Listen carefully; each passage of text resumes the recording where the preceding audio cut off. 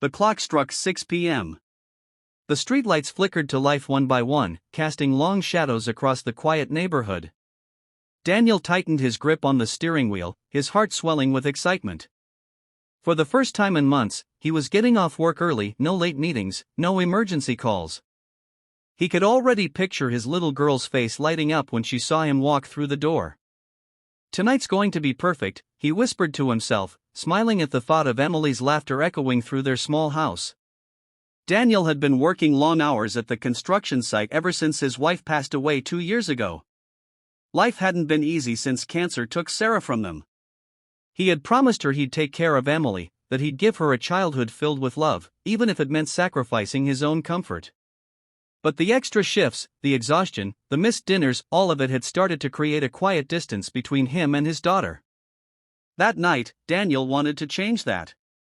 He had bought Emily her favorite strawberry cake and a little stuffed bunny that said, "I love you, Daddy." He couldn't wait to see her jump into his arms. The drive home was peaceful until he turned onto Maple Street.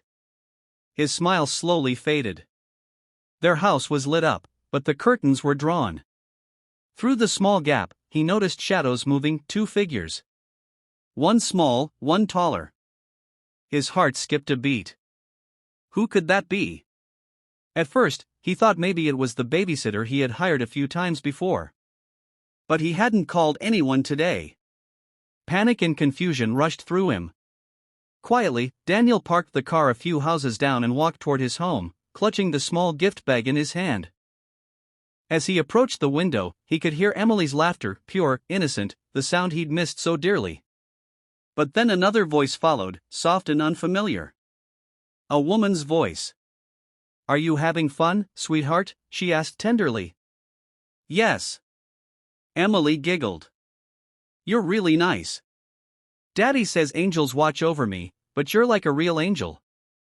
Daniel froze. A lump formed in his throat. Who was she? Why was she with his daughter? He took a deep breath, unlocked the front door, and stepped inside. The living room was filled with warmth, soft music playing, toys scattered, and Emily sitting on the rug, coloring with a woman who looked up in surprise as Daniel entered. She was in her 30s, with kind eyes and a gentle face. "Oh. You must be Daniel," she said quickly, standing up. Emily's eyes widened. "Daddy! You're home early."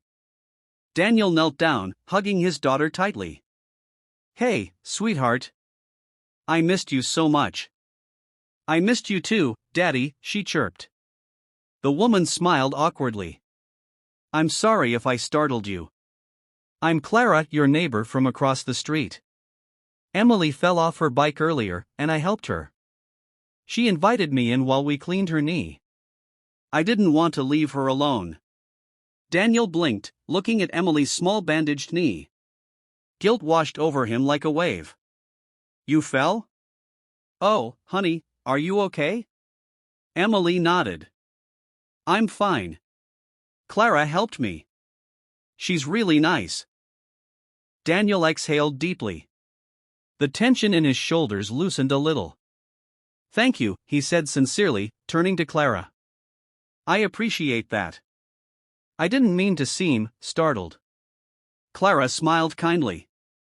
"It's okay. You're a father, it's normal to worry." They shared a small, understanding moment, 2 lonely souls who had both known what it was like to care deeply for someone else. Later that evening, after Clara left, Daniel sat with Emily on the couch. They shared the strawberry cake, giggling as frosting smeared on their fingers. "Daddy," Emily said suddenly, "I like when you come home early. You smile more."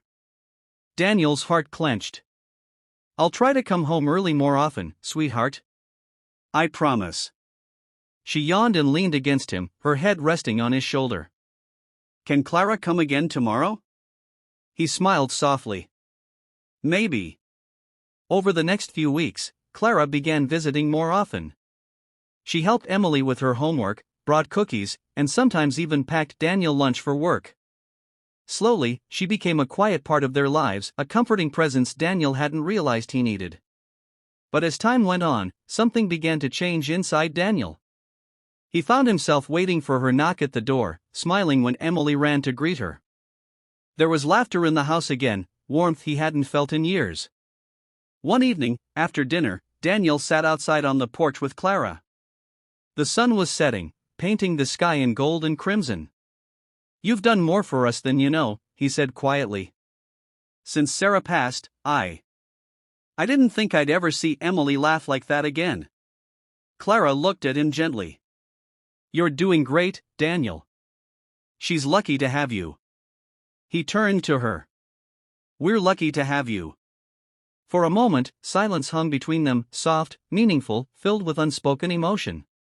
Months passed, and their bond grew stronger.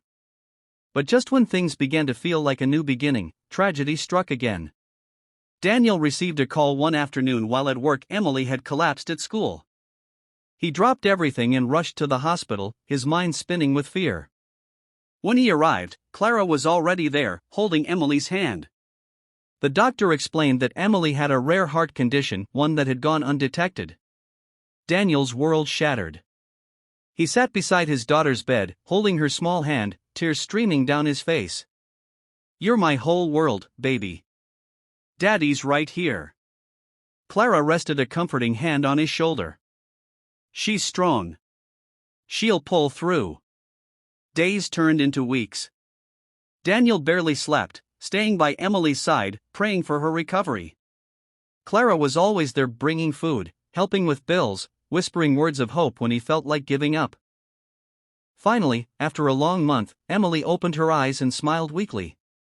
"Daddy, did I make you scared?"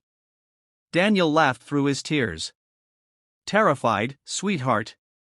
Don't ever do that again." She squeezed his hand. "I love you, Daddy. I love you more."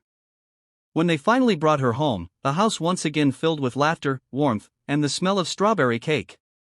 Daniel looked at Clara, who was sitting beside Emily, teaching her how to draw flowers. His heart swelled with gratitude. Life had thrown him into darkness, but somehow, through pain, love, and unexpected kindness, he had found light again. And though his plan to surprise his daughter hadn't gone the way he imagined, fate had surprised him instead by bringing someone into their lives who would help them heal, love, and live again.